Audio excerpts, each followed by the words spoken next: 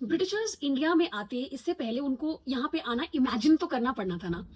तो ये जो स्टोरी है वो दिल्ली या सूरत में नहीं शुरू होती, वो शुरू होती है ओपन सीज में, जहाँ पे एक बहुत ही बोल्ड इंग्लिश वॉयेजर था, एक सेलर था जिसका नाम था फ्रांसिस ड्रेक। 1577 और 1580 के बीच में फ्रांसिस ड्रेक पहले इंग्लिशमैन बनते हैं to circumnavigate the globe.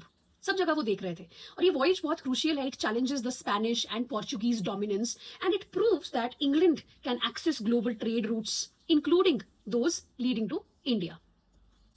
अब ये जो एम्बिशन था ना, it leads to this major step in 1600 जब क्वीन एलिजाबेथ द फर्स्ट ने एक चार्टर ग्रांट किया ईस्ट इंडिया कंपनी को कि तुम्हें मैं एक्सक्लूसिव ट्रेडिंग राइट्स देती हूँ, तुम जाओ और 15 इयर्स के लिए ट्रेड करो। लेकिन बाद में 1609 में उसको इनडेफिनेटली इंक्रीज कर दिया गया था। ठीक है, अब 1609 में विलियम हॉकिंस आ जाते हैं यहाँ पे, और यहाँ पे हमें पता है कि मुगल एम्पायर था तो जहांगीर रूलर थे।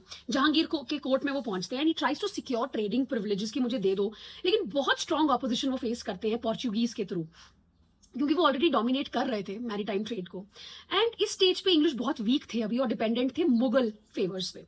रियल टर्निंग पॉइंट आता है 1612 में जब टॉमस बेस्ट पोर्चुगीज को डिफीट करते हैं at the battle of Swally, Surat के पास। ठीक है, and this naval victory impresses the Mughals. Jahangir is also impressed and it earns the English permission to establish a factory also eight सूरत, उनका पहला stable foot hold waste India में।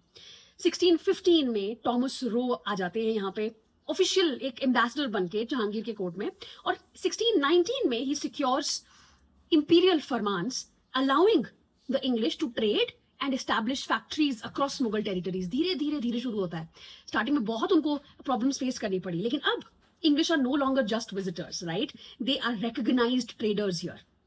Company further expand होती है मद्रास, बॉम्बे। तो मद्रास में 1639 में एस्टैब्लिशमेंट आता है, Fort Saint George, South India में एस्टैब्लिशमेंट आ गया। फिर बॉम्बे उनको ना ब्रिटिशर्स को डाउरी के तौर पे मिलता है through the marriage alliance with the Portugal. तो चार्ल्स थे, उन्होंने एक प्रिंसेस वहां शादी की थी कैथरीन के साथ, जो तो डाउरी के तौर पे बॉम्बे गिफ्ट कर दिया था ना। बॉम्बे हेडक्वार्टर्स बन जाता है।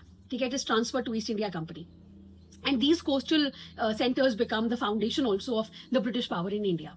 Finally 1717 में मुगल एम्परर थे एक फारूक सियार, he issues the famous golden Farman granting the company extensive trade privileges, और ये this marks the peak of their commercial success before political expansion begins. So from Drake's voyage in India in late 16th century to a very strong coastal footholds by the early 18th century, आगे हम देखेंगे उनका foothold Bengal में कितना strong हुआ।